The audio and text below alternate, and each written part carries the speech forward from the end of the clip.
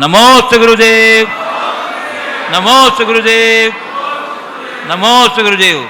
यहाँ जो उपस्थित जिज्ञासु हों उनको मैं आमंत्रित कर रहा हूँ। और प्रथम प्रश्न के लिए श्रीमती पूनम जैन, सरायकील, कौशाम्बी, प्रभासगिरी। महाराज जी, आपके चरणों में मेरा और मेरे परिवार और प्रभासगिरी जैन समाज की ओर से त्रिवार नमोस्तु नमोस्तु नमोस्तु। महाराज जी, हम लोग सरायकील, कौशाम्बी, प्रभासगिरी तीर्थ क्षेत्र से आए हुए हैं। हमारी अभिलाषा है महाराज जी कि आपके चरण प्रभासगिरी तीर्थ क्षेत्र पे पड़े। महाराज जी,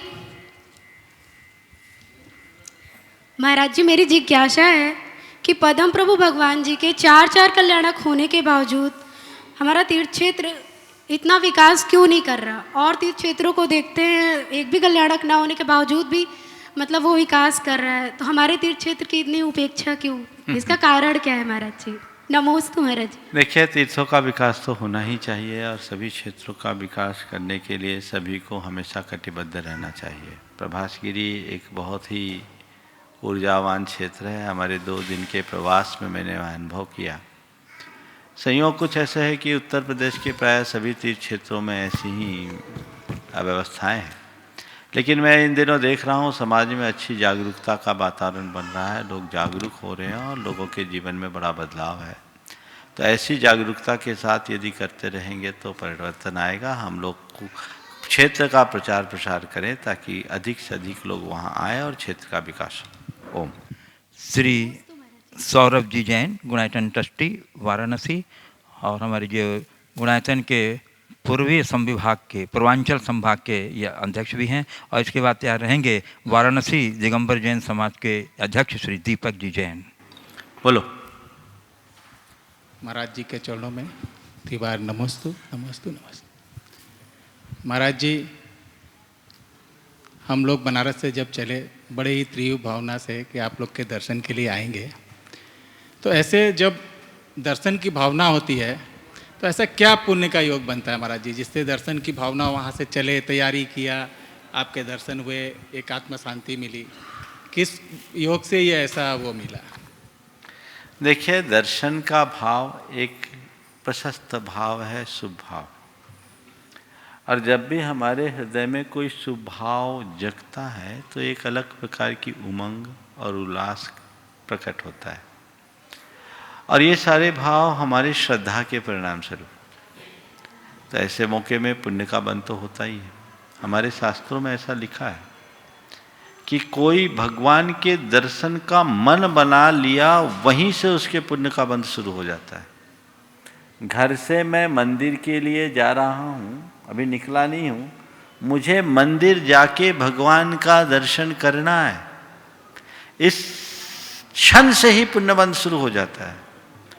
फिर वो घर से निकल रहा है और रास्ते में उसके अंदर भगवान के दर्शन को लेकर जितना उमंग है उतना पुण्य है। फिर साक्षात दर्शन करने के समय पुण्य का बंध और पाप का क्षय दोनों साथ साथ होता है।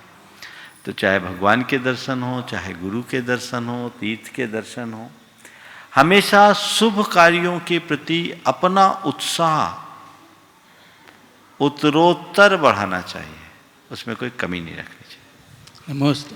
श्री दीपक जी जैन, अध्यक्ष दिगंबर जैन समाज, वाराणसी।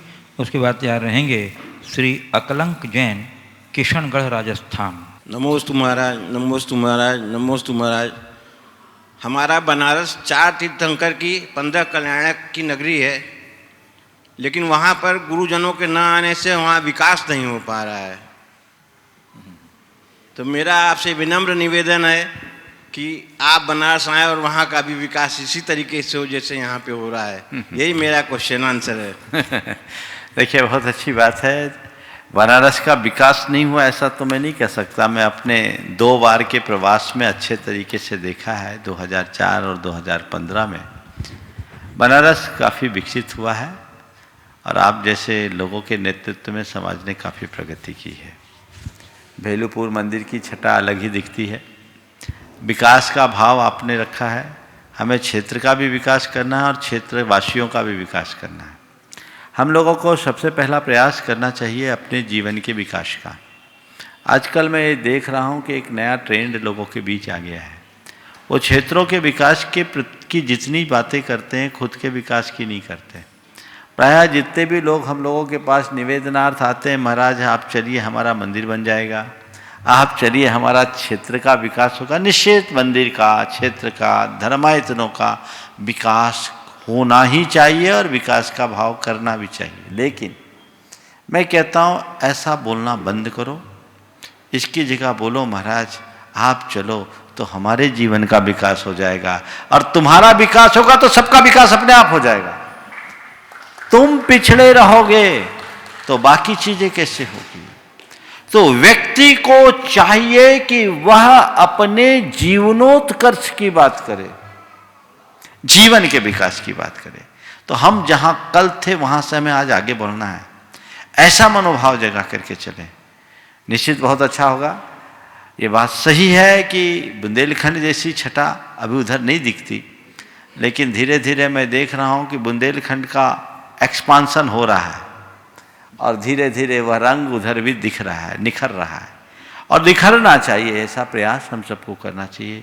वाराणसी काशी हमारा तो मूल तीर्थ, और पार्श्वनाथ भगवान की जन्मस्थली होने के कारण तो उसका कुछ कहना ही नहीं। 15 कल्याणक 4 तीर्थंकरों का कि ऐसी पुण्यधरा, उसका विकास आप लोग जरूर करिए। और मैं तो ये चाहूँगा कुछ ऐसा संकल्प लो कि अपने कार्यकाल में भेलूपुर में जो तुम्हारा मंदिर है वो एक ऐसा मंदिर बने, ऐसा मंदिर बने जो पूरे देश के लिए एक नायाब उदाहरण बने। ऐसा प्रयास करना है।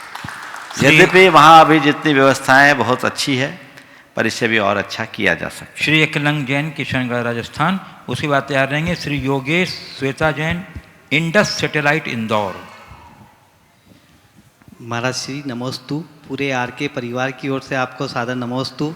महाराज श्री सुशीला भाभी जी की एक शंका है, सामायिक शब्द का अर्थ क्या है, सामायिक कैसे करें, सामायिक अच्छी हो तो इसलिए किस बात का ध्यान रखना चाहिए, सामायिक में क्या बोलना चाहिए, और ट्रेन या गाड़ी में सामायिक कर सकते हैं क्या महाराज जी? बहुत अच्छा सवाल है। देखिए सामायिक क्या है? समय पर जो किया जाए वो सामायिक है। आचार्य समंतभद्र महाराज ने सामायिक शब्द का प्रयोग किए बिना सामायिक शब्द के प्रयोग की जगह समायिक शब्द का प्रयोग किया है। समायिक, समय संबंधी समायिक, जो समय के साथ किया जाए, समय से बंध कर किया जाए, एक अर्थ। सामायिक का दूसरा अर्थ है समय यानी आत्मा, आत्मा में लीन होने के लिए जो कुछ किया जाए वह भी सामायिक है। समय का अर्थ तीसरा और है आगम। तो हम सब संकल्प विकल्प छोड़कर जितनी देर आगम के वचनों का चिंतन करते हैं वह भी सामायिक है। सामायिक का एक अर्थ और बताया है, आर्त रौद्र परित्याग तद्धि सामायिकम मतम। मन के अशुभ विकल्पों के त्याग का नाम ही सामायिक है। और सामायिक का एक और अर्थ है समदा सामायियम नाम, समता ही सामायिक है। तो कुल मिलाकर सामायिक हमारी साधना का एक बहुत महत्वपूर्ण अंग है। आचार्य समंतभद्र महाराज ने सामायिक को व्रत पंचक परिपूरण कहा है। हमारे पांचों व्रतों की पूर्णता सामायिक में होती है। इसलिए हर व्यक्ति को उल्लसित चित्त होकर सामायिक करना चाहिए। जो व्रती हैं उन्हें 2 बार कम से कम, सामान्य लोग भी 1 बार तो सामायिक करने का अभ्यास करें। और जो प्रतिमाधारी सामायिक प्रतिमा है उनको 3 बार सामायिक करना होता है। उससे समता का अभ्यास होता है। ये चित्त के रूपांतरण का आधार है। अब सवाल है सामायिक कैसे करें, उसमें क्या पढ़ें, क्या बोलें। हमारी सामायिक की जो प्रक्रिया है, सबसे पहले दिग्वंदना करते हैं। उसमें पूर्व दिशा से प्रारंभ करके हम आवर्त करते हैं, और आवर्त करने में 1, 2, 3 बार ऐसे हाथ घुमाकर प्रणाम करेंगे, 9 बार नमोकार मंत्र पढ़ेंगे, और पूर्व दिशा में जितने भी अरहंत सिद्धाचार्य उपाध्याय साधु हैं, तीर्थंकर हैं, केवली है, कृत्रिमा कृत्रिम जिन चैत्य चैत्यालय हैं, उन सबको मैं प्रणाम करता हूँ। हम लोग संस्कृत में बोलते हैं प्राग दिग्वदिगंतरे केवल जिन सिद्ध साधु गणदेवा ये सर्वृद्धि समृद्धा योगी शास्तान हम बंदे। मैं उन सबको प्रणाम करता हूँ। फिर नीचे बैठकर एक बार नमन करें। फिर दक्षिण दिशा में खड़े खड़े 3 आवर्त 1 प्रणाम, खड़े खड़े, और यही वंदना। फिर पश्चिम और उसके बाद उत्तर दिशा में ऐसे ही 3 आवर्त 1 प्रणाम करके बैठकर नमन करें। ये सामायिक से पूर्व की भूमिका है, और उसमें ये संकल्प ले लें कि जितनी अवधि की मेरी सामायिक है, उस अवधि में इस क्षेत्र से बाहर का मेरा परित्याग, फोन वोन जितने भी विकल्प है सब दूर, और अब यहाँ से बाहर मुझे कुछ सोचना ही नहीं। यही मेरी सब प्रकार की दिशा का प्रमाण, और यही मेरे परिग्रह का प्रमाण। मेरे शरीर में जो है वो है, और वो भी मेरा नहीं है। उसके बाद सामायिक में आप नमोकार मंत्र का भी जाप कर सकते हैं, पदस्थ ध्यान है, पंच परमेष्टि का भी चिंतन कर सकते हैं, 12 भावनाओं का भी चिंतन कर सकते हैं, संसार के असारता का भी चिंतन कर सकते हैं, आत्म तत्व का भी चिंतन कर सकते हैं। कोई भी एक आलम्बन लेकर आप सामायिक कर सकते हैं, और यदि आपको ध्यान का अभ्यास है तो आप ध्यान भी कर सकते हैं। यदि ऐसा नहीं कर सकते तो आगम के 1, 2, 4 वाक्य ले और उसे बार बार दोहराए। तो बार बार आप उसे दोहरा रहे हैं तो वह भी आपकी सामायिक है। 48 मिनट की सामायिक कम से कम होनी चाहिए, और सामायिक पूर्ण होने के उपरांत आप वापस उसी विधि से उठ करके अपनी सामायिक का विसर्जन करें। ये सामायिक की संक्षिप्त प्रक्रिया है, और सामायिक को बिल्कुल प्रमाद रहित होकर के करना चाहिए। गाड़ी, ट्रेन या रेलगाड़ी में कर हाँ, सकते ट्रेन और रेलगाड़ी में सामायिक कर रहे हो, उसी बीच टीसी आ गया तो क्या करोगे? पर क्या करो, क्योंकि प्राय लोग अकेले तो यात्रा करते नहीं, तो मेरी राय में ट्रेन में भी सामायिक के वक्त पर सामायिक करो। पर अभी आप सारंभ है, गाड़ी चल रही है, निरारंभ नहीं है। सामायिक के समय में आरंभ परिग्रह नहीं होना चाहिए, इसलिए वो शुद्ध सामायिक तो नहीं मानी जाएगी। पर उससे उतनी देर आपके दूसरे संकल्प विकल्प तो कम होंगे, इसलिए सामायिक करिए। पर व्रतियों को वो सामायिक गिनना नहीं चाहिए। जितनी सामायिक ट्रेन में हुई, गुरुदेव उतना उत्कृष्ट सामायिक का प्रायश्चित देते हैं। उनको उतनी बार बड़ी सामायिक करनी होगी जितनी सामायिक छुट्टी, ऐसा करना चाहिए। श्री योगेश, इंडस सैटेलाइट इंदौर, योगेश जी, श्वेता जी, और उसके बाद तैयार रहेंगे श्री जय कुमार जी, मनीष कुमार जी जैन, अमित कुमार जी जैन, नैनपुर। नमोस्तु गुरुदेव, नमोस्तु। मेरे परिवार की ओर से और इंडस सैटेलाइट जैन समाज की ओर से त्रिवार नमोस्तु महाराज जी। मेरा प्रश्न ये है महाराज जी कि हम वृक्ष तो लगाते हैं, एक वृक्ष शहर में होता है और एक हम तीर्थ क्षेत्र में लगाते हैं, तो पुण्य किसका ज़्यादा होता है, किस वृक्ष का पुण्य ज़्यादा होता है?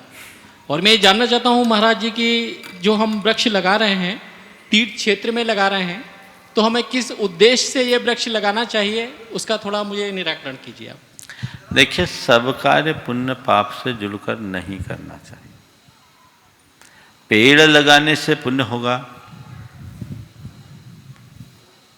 ये मैं आपसे नहीं कहूंगा, पर पेड़ लगाना आपका कर्तव्य है ये मैं जरूर कहूंगा। क्यों? ये लोक हित के लिए है, पर्यावरण की रक्षा के लिए अत्यंत आवश्यक है।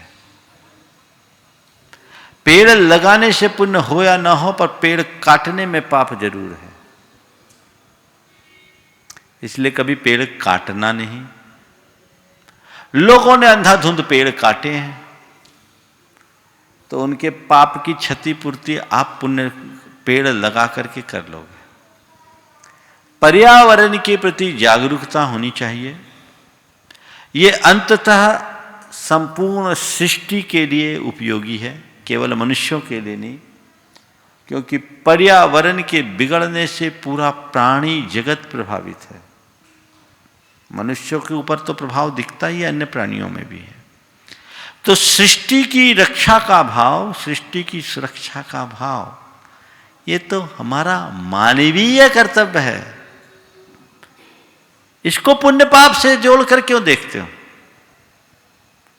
मुझे चीजें समझ में नहीं आती। आदमी हर कोई को हर बात को पुण्य पाप पुण्य पाप पुण्य पाप, ये पुण्य पाप से परे है। इसे अपना कर्तव्य मान करके चलो, और तभी हम सुरक्षित रह पाएंगे, हमारी पीढ़ियां सुरक्षित रह पाएगी, और तभी हम हमारे ऊपर पूर्वजों का जो ऋण है उसे चुका पाएंगे। हर व्यक्ति का ये दायित्व है कि जितना हमें विरासत में मिला, हम उसे बढ़ा ना पाए तो कम से कम उतना ही मेंटेन करके तो दे दें। तो ये भी बहुत बड़ा काम होगा। समझ गए? इसलिए आपने पूछा, अपने नगर में हम बनाए और चीज क्षेत्र में पेड़ लगाए, कहाँ पुण्य होगा? मैं आ रहा हूँ, पुण्य का आ रहा हूँ, वहाँ भी आ रहा हूँ। पुण्य कहाँ होगा? तो भैया मैंने पहला बोला इसको पुण्य पाप से हटाओ। अब रहा सवाल, एक पेड़ शहर में लगा और एक पेड़ तीर्थ में लगा। जी, मैं पेड़ का पुण्य जानता हूं। हाँ, किस पेड़ का पुण्य प्रबल है ना? तो देखो, अगर हम मनुष्यों की भाषा में बोलें तो जो तीर्थ क्षेत्र में लगा पुण्य पेड़ है उसका पुण्य प्रबल है, क्योंकि उसको एक अच्छी भूमि में उदित होने का सुअवसर मिला है। फिर आप कहोगे सम्मेद शिखर के जितने पेड़ हैं महान पुण्याई वाले हैं। अब इसे मैं उस अर्थ में नहीं कह सकता, इसे एक संयोग के रूप में देखता हूं, क्योंकि हमारे और आपके लिए सामान्य धरा और तीर्थ भूमि में अंतर है। पेड़ पौधों के लिए ये सब चीजें नहीं है। इसलिए मैं ये बात अवधारण पूर्वक नहीं कहना चाहता कि तीर्थ क्षेत्र के पुण्य पेड़ों का पुण्य प्रबल है, बाकी का पुण्य छीन है। पुण्य तो उनका अपनी अपनी जगह है। श्री जय कुमार जी, मनीष कुमार जी जैन, अमित कुमार जी जैन नैनपुर, और उसके बाद तैयार रहेंगी श्रीमती आकांक्षा जैन रायसेन मध्य प्रदेश। महाराज श्री की श्री चरणों में सकल दिगंबर जैन समाज नैनपुर की ओर से त्रिवार नमोस्तु नमोस्तु नमोस्तु। महाराज श्री, हमारी ये शंका है कि मंदिर जी में वेदी में मूर्तियों की संख्या सम होना चाहिए या विषम? देखो, मंदिरों में वेदी में भगवान जितने भी जिन भी है विषम होना चाहिए, सम नहीं होना चाहिए। समझ गए? नमोस्तु महाराज। सम को काटा जा सकता है, विषम को काटा नहीं। वेदी भी विषम होनी चाहिए, लेकिन अगर 2 मंजिल है तो एक मंजिल में 3 है, दूसरे में 3 है चलेगा, एक में 1 है, दूसरे में 1 है चलेगा, क्योंकि हर तल्ले का वास्तु अलग अलग होता है। अगर किसी मंदिर में 3 वेदी नीचे 3 वेदी ऊपर है तो ऐसा नहीं कहना ये सम है। एक तल्ले पे 3 है चलेगा, उस फ्लोर में विषम होना चाहिए। महाराज जी, हमारे जीवन में धर्म वृद्धि कैसे हो? धर्म वृद्धि कैसे हो? 2 रास्ता है। पहला, धर्म भावना निरंतर बढ़ाओ, और दूसरा, धार्मिक क्रियाओं में रुचि रखो। धर्म वृद्धि के यही 2 माध्यम। नमस्ते महाराज जी। श्रीमती आकांक्षा जैन रायसेन मध्य प्रदेश, उसके बाद तैयार रहेंगी कुमारी प्रियांशी जैन जबलपुर। महाराज श्री, मेरा और मेरे परिवार की तरफ से आपके चरणों में त्रैवार नमोस्तु नमोस्तु नमोस्तु। महाराज जी, मेरी जिज्ञासा है, क्रोध पर नियंत्रण तो सभी रखना चाहते हैं, परंतु परिग्रह को नियंत्रण नहीं करना चाहते। क्या अनियंत्रित परिग्रह से क्रोध का नियंत्रण हो सकता है? देखिए, जाहिर है क्रोध पर नियंत्रण रखना चाहिए, परिग्रह पर भी नियंत्रण रखना चाहिए। और अनियंत्रित परिग्रह निश्चित क्रोध को बढ़ाता है। हमारे यहाँ तो कहा गया परिग्रहो विग्रह मूल हेतु, सारे झगड़े की जड़ परिग्रह है, इसलिए उससे भी हमें बचना चाहिए।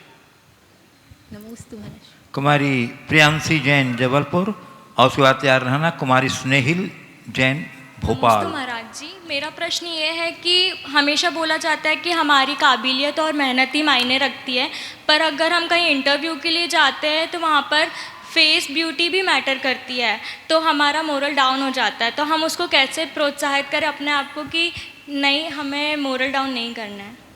निश्चित हमारी काबिलियत, हुनर, योग्यता बहुत अर्थपूर्ण है, और आपका कहना ठीक भी है कि फेस वैल्यू भी अपना महत्व रखती है।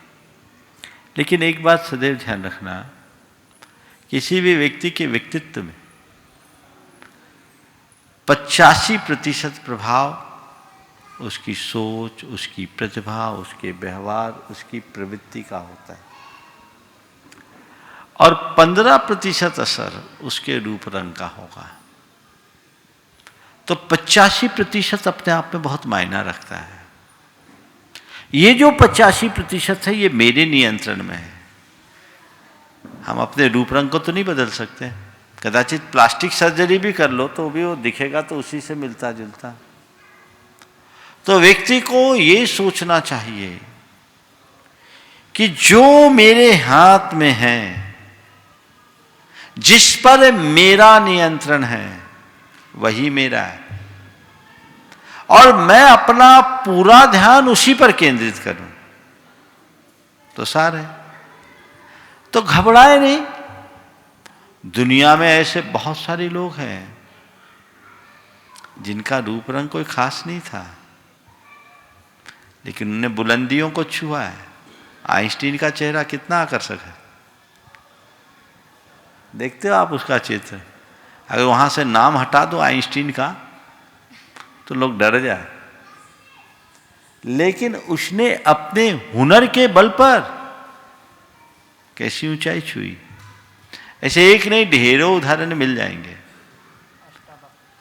अष्टावक्र, 8 जगह से शरीर उनका टेढ़ा था, लेकिन पूरे के पूरे तत्व ज्ञानियों के बीच उनकी अलग प्रतिष्ठा थी। जॉर्ज बर्नार्ड शॉ के बारे में कहते वो बहुत असुंदर थे, लेकिन बहुत बुद्धिमान व्यक्ति थे। तो हमारे हाथ में जो है, हमें उस पर ध्यान देना चाहिए। आ जाइए कुमार स्नेहिल जैन भोपाल, उसके बाद तैयार रहेंगे श्री अंकित जैन सोनल अक्षत भोपाल। नमस्ते महाराज जी। महाराज जी, मेरा प्रश्न यह है कि आत्मविश्वास क्या है और आत्मविश्वास का जीवन में क्या महत्व होता है, और यह अति आत्मविश्वास का जीवन पर क्या प्रभाव पड़ता है? नमोस्तु गुरुदेव। आत्मविश्वास क्या है? मैं देख रहा हूं तुम बड़े आत्मविश्वास से बोल रहे हो। छोटा सा बच्चा है, लेकिन अपनी बात को बहुत सलीके से बोल रहा है। तुम्हारा सवाल है आत्मविश्वास क्या है, इसका हमारे जीवन में क्या महत्व है, और इसका विकास कैसे किया जाए, ये पूछना चाह रहे हो ना? अति आत्मविश्वास का क्या प्रभाव पड़ता है? अति आत्मविश्वास का क्या प्रभाव होता है? सबसे पहली बात, आत्मविश्वास क्या है? आत्मविश्वास का मतलब है अपने आप पर भरोसा, अपनी क्षमता, अपनी योग्यता, अपनी कामयाबी का विश्वास, अपनी प्रतिभा का विश्वास, ये आत्मविश्वास है। और ये बहुत बड़ा गुण है। जिस मनुष्य के अंतर्मन में आत्मविश्वास होता है, वही अपने जीवन में प्रगति कर पाता है। अगर आत्मविश्वास हो तो व्यक्ति को कोई रोक नहीं सकता, और आत्मविश्वास का अभाव हो तो एक कदम चल नहीं सकता। अगर तुम्हारा आत्मविश्वास कमजोर होता तो ये सवाल भी तुम हिचक हिचक के बोलते, है ना। तो जब हमारे अंदर आत्मविश्वास होता है, जीवन आगे बढ़ता है। एक वाक्य में कहूं, आत्मविश्वास हमारे जीवन के विकास का आधार है, तो गलत नहीं होगा। आत्मविश्वास का विकास कैसे किया जाए? हमेशा आत्मविश्वास का विकास करने के लिए 4 बातें बता रहा हूं। सबसे पहली बात, सकारात्मक सोचो। नंबर 2, ऐसे लोगों को के संपर्क में रहो जो हमारे आत्मविश्वास को बढ़ाने में निमित्त बनते हैं। तीसरी बात, ऐसे लोगों से दूरी रखें जो हमारा आत्मविश्वास कमजोर करते हैं। और चौथी बात, ऐसे व्यक्तियों के चरित्र को पढ़ें जिनने आत्मविश्वास के बल पर अपने जीवन को ऊंचाइयों तक पहुंचाया है।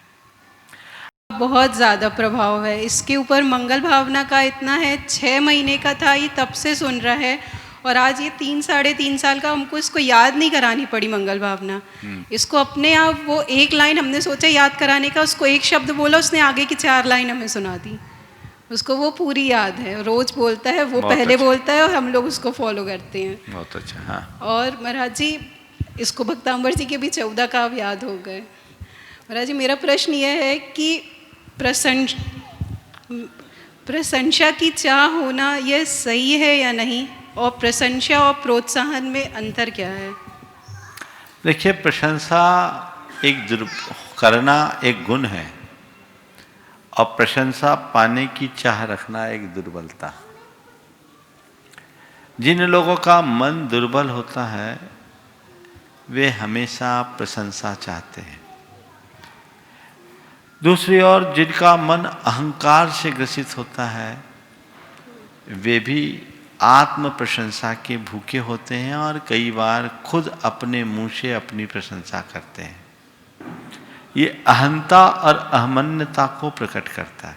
ये पूरी तरीके से गलत बता रहा हूं, मैंने गलत नहीं बोला, दुर्बलता बोला है। तो व्यक्ति को प्रशंसा का भाव होता है, पर कई बार ये प्रशंसा व्यक्ति को आत्ममुग्ध बना देता है।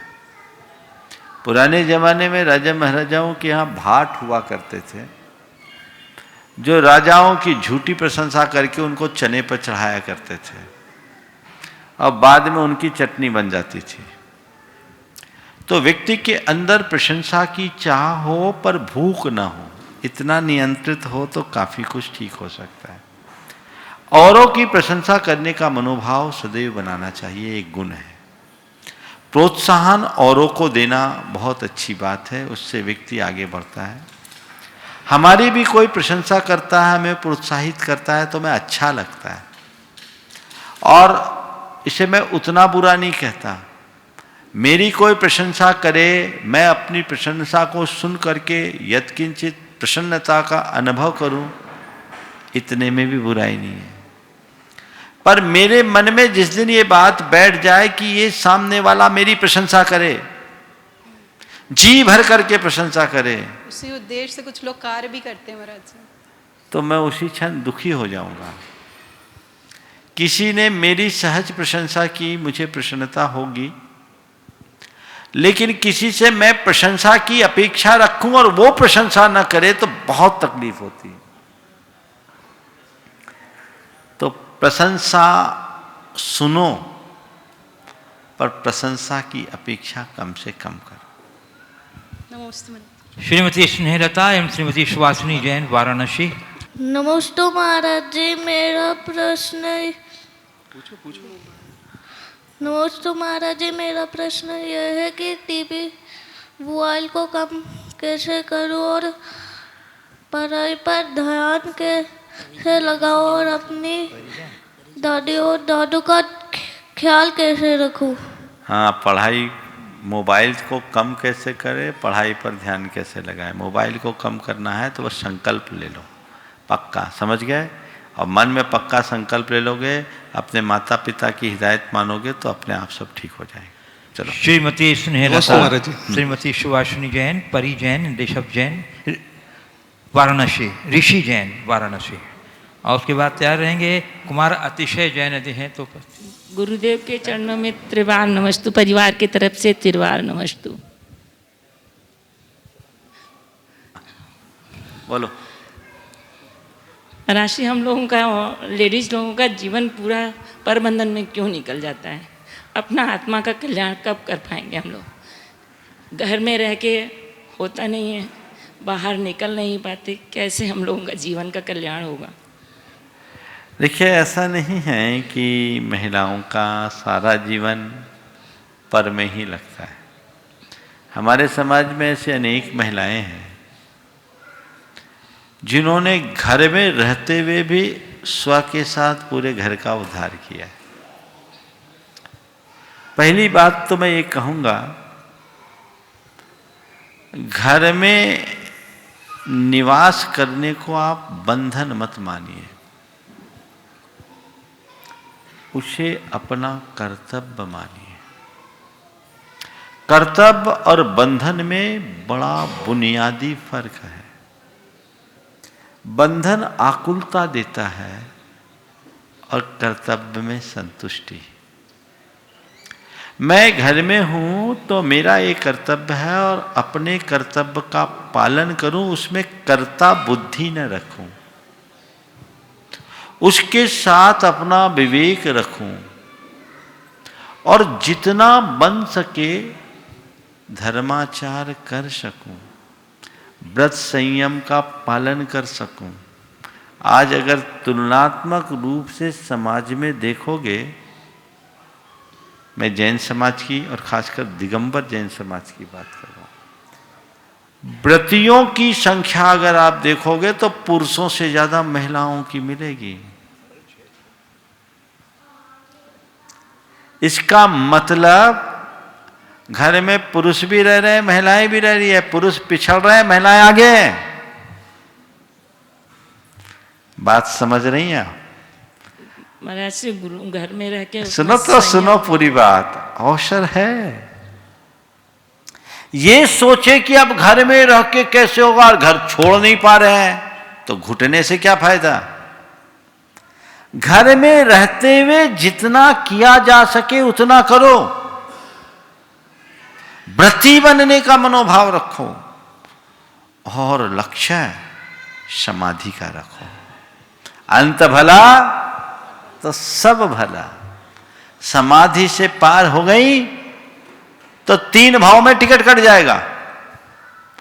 तो जो हमारे सामने हैं हमें उसे संभालने के लिए चेष्टा करना चाहिए। जो खो गया उसकी तरफ नहीं देखना चाहिए। समझ गए? तो जो सामने है उसके लिए देखो। परतंत्रता बाहर की नहीं, मन की है।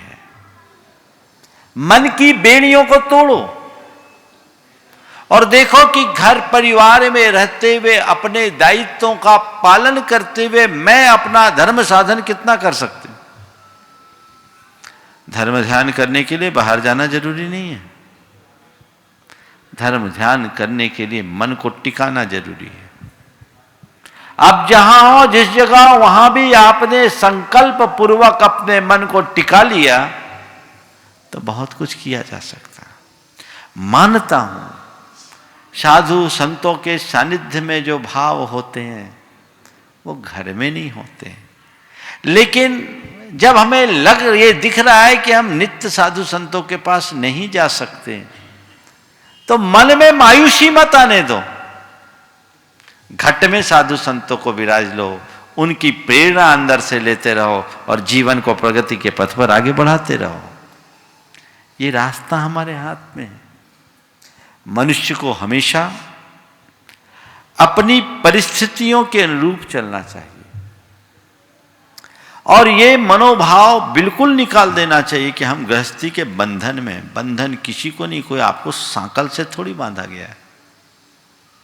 बंधन में रहना नहीं है, गृहस्थी के बंधन में नहीं रहना है, गृहस्थी को बंधन नहीं बनाना है, मर्यादा के बंधन में रहना है। कर्तव्य के भाव से काम करो, मर्यादाएं मुझे जितनी बनानी है वो मैं बना के रख रहा हूं। बंधन किस बात का? मुझे किसने बांध रखा है? मुझे कोई बांधने वाला नहीं, मैं स्वतंत्र हूं। अपनी मर्यादा के मध्य रहते हुए अपना जितना धर्म ध्यान कर सको करो, और सिस्टम कुछ इस तरह का बनाओ जितने में घर परिवार की भी व्यवस्था बन जाए और आपको अपने लिए भी समय निकल जाए। कई तरह के व्यापारी होते हैं। एक व्यापारी होता है जिसका कारोबार भले छोटा है लेकिन 24 घंटा उसी में रमा रहता है। सुबह 6 बजे से लेकर रात के 12 बजे तक खपने वाले लोग मिलेंगे आपको बहुत से। और एक व्यापारी ऐसा है जिसका कारोबार बेहिसाब है लेकिन वो खुद अपने ऑफिस में घंटे 2 घंटे को ही जाता है। उसने अपना इस तरह का सिस्टम बना रखा है कि सारे काम उनके लोग करते, सब कुछ नियोजित है। परिणाम भी बहुत अच्छा आ रहा है, रिजल्ट अच्छा आ रहा है। उसका फाइनेंशियल ग्राफ निरंतर बढ़ रहा है, ग्रोथ भी हो रही है, और ये भी मजे में है। कौन अच्छा है बोलो? पहला वाला या कौन अच्छा है? तो हम क्या ऐसा क्यों नहीं करें? हम अपनी जीवनचर्या को इतना नियोजित तरीके से आगे बढ़ाएं कि हमारा सारा काम भी हो जाए और हमारी बात भी बन जाए। यदि ऐसा हम करते हैं तो निश्चित तौर पर वह हमारे जीवन की एक बड़ी उपलब्धि होगी। दोनों मुनिराजों के चरणों कुमार में धैर्य जैन भोपाल। नमोस्तु। कुमार धैर्य जैन भोपाल।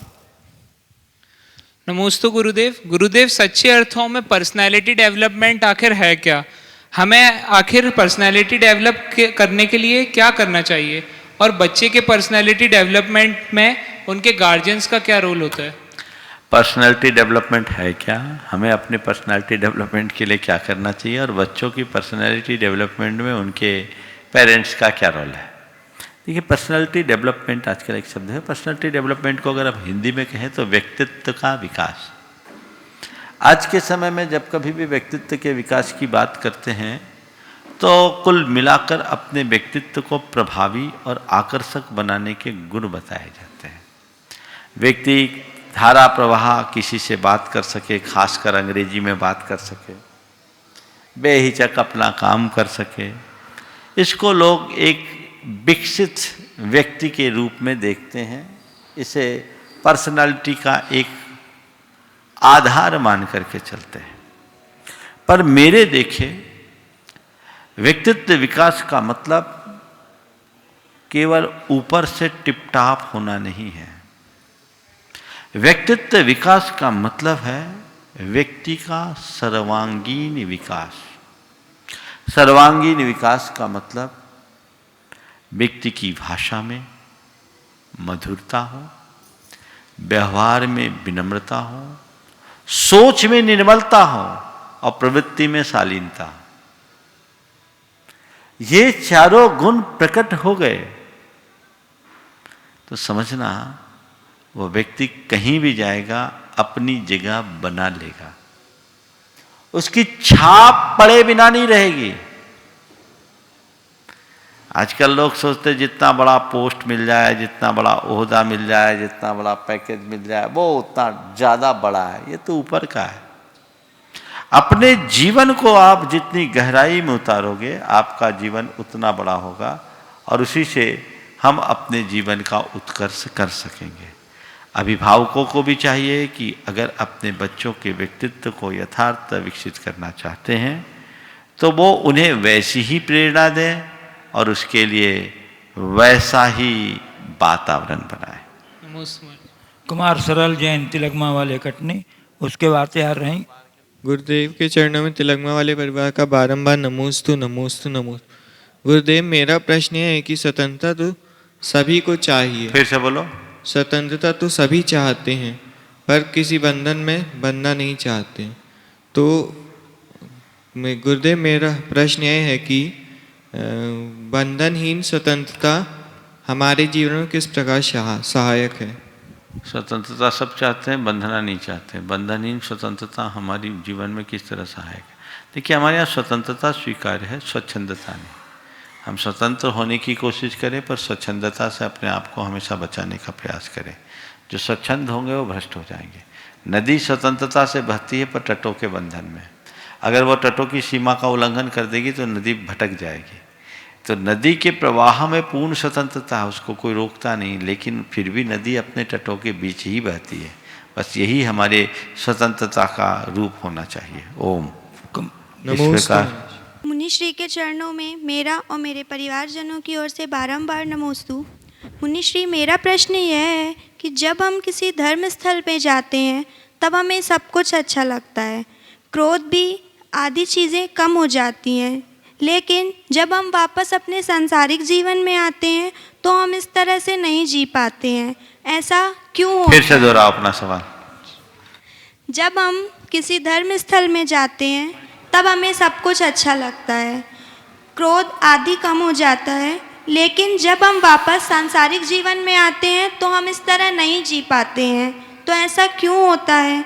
जबकि कहा जाता है कि धर्म स्थलों के पवित्र परमाणु मन को प्रभावित करते हैं। आप मोबाइल तो रखती होगी, मोबाइल रखती है ना, कभी एकदम डिस्चार्ज हो जाए और पावर बैंक में लगा दो, तो जितनी देर पावर बैंक में लगा रहता है उतनी देर उसका फंक्शन ठीक रहता है ना। अभी बैटरी चार्ज नहीं है पर पावर बैंक के सपोर्ट से वो अपना काम कर रहा है ना। और मान लीजिए पावर बैंक से उसका थोड़ा सा कनेक्शन लूज हो तो काम करेगा, या आपने उसको डिस्कनेक्ट कर दिया तो काम करेगा। तो ये धर्मस्थल पावर बैंक का काम करते हैं, यहाँ आप अपनी कनेक्टिविटी बनाते हैं तो मन रिचार्ज रह जाता है, और जैसे डिस्कनेक्ट होते हैं पुरानी दशा में आ जाते हैं। तो यहाँ केवल उनके साथ कनेक्शन मत जोड़ो, अपनी बैटरी को फुल चार्ज करके जाओ ताकि कुछ दिन काम करता रहे, और जब फिर डिस्चार्ज होने लगे तो आके फिर चार्ज कर लो, ठीक हो जाए। श्रीमती शिखा विज्ञा जैन कैमोर कटनी, और उसके बाद हमारे विधानाचार्य पूज्य गुरुदेव के चरणों में मेरा मेरे परिवार की तरफ से नमोस्तु गुरुदेव, नमोस्तु नमोस्तु। बुढ़ापा सभी को आना है, जवानी जाकर नहीं आती है और बुढ़ापा आकर नहीं जाता है। ऐसा क्या करें गुरुदेव कि जवानी की स्मृतियों को वृद्धावस्था में स्थायी बना सकें? बहुत अच्छी बात है। बुढ़ापा सभी को आता है, बुढ़ापा सभी को आता है, जवानी आकर नहीं जाती। ऐसा क्या कारण है कि बुढ़ापा आकर नहीं जाता और जवानी जाकर नहीं आती? हम जवानी की स्मृतियों में बुढ़ापे को कैसे तरोताज रखें, जवानी की स्मृतियाँ बुढ़ापे में कैसे तरोताज रखें? देखो, अगर हमने जवानी को ठीक तरीके से जिया और अपने मन को इस तरह से संस्कारित कर दिया कि हमारे अंदर जिंदा दिली बनी रही, तो बुढ़ापे में बुढ़ापे जन दुर्बलता हावी नहीं होगी। समझ गए? अपने जीवन में जिंदा दिली रखिए, स्वावलंबी बनिए, संयम का अभ्यास कीजिए और सतत अपने जीवन के परम लक्ष्य को ध्यान में रखकर चलिए, तो कैसा भी बुढ़ापा हो मन पर हावी नहीं होगा। जब भी हम अपने बड़े से बात करते हैं तो हम अपनी बात उनके सामने रखते तो उनको लगता है कि हम उनसे बहस कर रहे हैं, तो हम उनसे कैसे बात करें कि उनको लगे ना कि हम उनसे बहस कर रहे हैं। बड़े अगर कोई बात बोले तो सबसे पहले उनकी बात को हाँ कहो, सीधे सीधे ना नहीं कहो, फिर उसके बाद धीरे से कहो आपने जो कहा वो तो हम कर रहे हैं लेकिन इसमें ये प्रॉब्लम है, तो बहस जैसी बात नहीं होगी। वो कुछ बोलेंगे आप कुछ बोलेंगे तो बहस होगी। ऐसी जगह में हमें मौन हो जाना चाहिए। नमोस्तु महाराज। इस प्रकार आज के सत्र को परम पूज्य गुरुदेव के चरणों में नमन अर्पित करते हुए यहीं पर विराम। बोलिए परम पूज्य आचार्य गुरुवर श्री विद्यासागर जी महाराज।